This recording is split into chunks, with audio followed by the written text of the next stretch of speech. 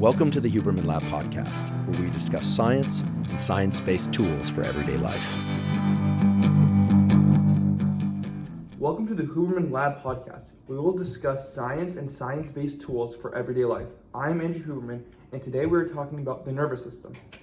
This system processes information, communicates with every part of the body, and ultimately controls everything from movement and sensation and thought and emotion. To help us unpack, I'm joined with Dr. Sophia Ramirez, a neurobiologist at Stanford who studies how neural circuits encode behavior and maintain communication across the brain and body. Dr. Ramirez, great to have you back. Thanks, Andrew. It's always great to talk about the nervous system. It's the body's master communication network, and understanding it helps us know ourselves better. Let's start at the top.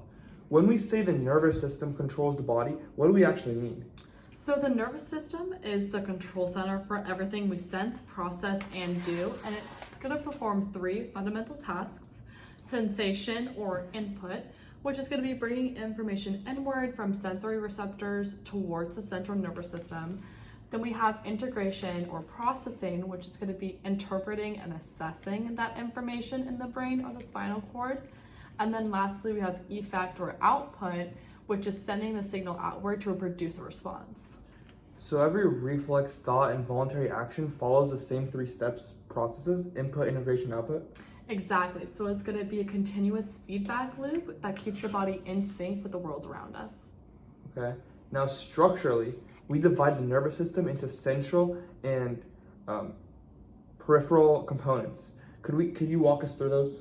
Of course, the central nervous system, or the CNS, is going to include the brain and the spinal cord. It's where most of the processing or integration happens. And the CNS contains tracts, which are bundles of axons that carry signals, and nuclei, which are clusters of neuron cell bodies, to perform computation. And the peripheral nervous system, or the PNS, is everything else. So it's going to be a network that connects the CNS to the body, and it's made of nerves, or bundles of axons, and ganglia, which are clusters of neuron cell bodies. And both of these systems are going to work together. So the CNS is going to interpret, and then the PNS is going to communicate between the CNS and the rest of the body. And the PNS itself has subdivisions, right? Right. So it includes sensory or afferent division, which brings information in, and then motor or efferent division, which sends information out. So then the motor division is also going to split off into the somatic system, which controls voluntary muscles, or other division in the autonomic system, which regulates involuntary functions like heart rate or digestion. And then we have the autonomic system, where you have the sympathetic branch, or our fight or flight mode, and the parasympathetic, which is going to be the rest and digest. So let's go down to the cellular level. The neuron is really the fundamental unit here? That's right. So every function of the nervous system is going to depend on these neurons, which are specialized for communication, and there's going to be three main types of those. So we have sensory neurons, which bring information into the CNS. Then we have interneurons that interpret and that information to make the decisions. And then the motor neurons, which are going to be carrying out the signals to the muscles or glands that are going to produce the effect. And all three of these neurons are going to share three properties, And so we have excitability, which is meaning they are going to respond to the stimuli; conductivity, which is where they're going to transmit the electrical impulses; and then secretion, where they release the neurotransmitters to pass signals to other cells. And it's that secretion step that lets one neuron influence the next, creating the vast networks that make up thought and action. Exactly. Each neuron is going to form thousands of synaptic connections, giving the brain its incredible processing power. Let's walk through the structure of a single neuron. What's the main parts and what do they do? So each neuron is going to have several distinct regions. The cell body, or soma, contains the nucleus, and it performs metabolic functions. Then we have the dendrites that are going to be receiving the signals from other neurons, and the axon is going to be the one that is sending out the signals. And then at the base of the axon is the axon hillock, which integrates all of the incoming information and decides whether or not to fire or to create an action potential. And at the end of the axon, you're going to have terminal branches and synaptic knobs. And that's where the neurotransmitters are going to be released into the synaptic cleft, passing the message on to the next neuron. Let's get into how neurons actually communicate, or rather, how electricity and chemistry work together here.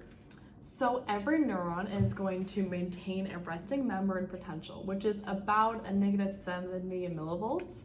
And that means inside the cell, it's going to be more negative than outside. And this happens thanks to the sodium-potassium pump, which moves 3 sodium ions out for every 2 potassium in. And that constant exchange is going to maintain the electrical difference across the membrane. And when a neuron is stimulated by a sensory input or other neuron, the sodium channels are going to open and causing sodium to rush into the cell, making the inside more positive, and that process is called depolarization. If that depolarization reaches a threshold around negative 55 millivolts, an action potential is going to be fired, which is like a rapid spike of electrical activity that's going to travel down the axon. And then the potassium channels will open up, allowing potassium to exit, restoring that negative charge, which is repolarization. And this happens incredibly fast, right? Yes, so within a few milliseconds, and that's thanks to myelin, which insulates the axon, and that signal is going to travel much faster. And the impulse is going to jump between gaps in the myelin called nodes of Ranvier, which is a process called saltatory conduction. Once the electrical signal reaches the end of the axon, what happens next? So that's where, that's where the chemical communication takes over. The arrival of the action potential is going to arrive at the terminal knob, which triggers the calcium channels to open. Calcium is going to enter the cell, and that's going to cause the neurotransmitter vesicles to fuse with the membrane and then release their contents into the synaptic cleft. And the neurotransmitters are going to bind to their receptors on the postsynaptic membrane. And then the next neuron will excite, and then it's called an ESP or inhibit, which is an IPSP. And if enough excitatory signals add up through either temporal or spinal stimulation, then the next neuron reaches threshold and fires its own action potential. You mentioned myelin earlier. Can you explain why it's crucial? Of course. So myelin is going to be that fatty insulation around the axon itself and produced by oligodendrocytes in the CNS and Schwann cells in the PNS. And it allows for action potentials to travel up to 50 times faster, forcing the signal to almost leap from one node of Ranvier to the next. Without the myelin, as in some diseases like scoliosis, the conduction slows dramatically, and communication between the neurons are going to break down, which can lead to weakness or loss of coordination or even sensory disturbances. So it's not just speed, it's efficiency and clarity of signaling. Exactly. Well, this has been a fantastic deep dive into how the nervous system truly governs everything we do, from a relaxed to a complex thought. Thank you, Andrew. I've always thought it was amazing how the basic electrical and chemical principles underlined all of it, from a neuron sensing the pressure in your fingertip to a circuit controlling emotional memory. Thank you for the insight, Dr. Ramirez. It's been great having you with us. Thank you. It was a pleasure. And thanks for all of you for listening. If you want to learn more about how the nervous system adapts and rewires itself through neuroplasticity, stay tuned for the next episode. Until then, take care of your brain and it'll take care of you. Thank you.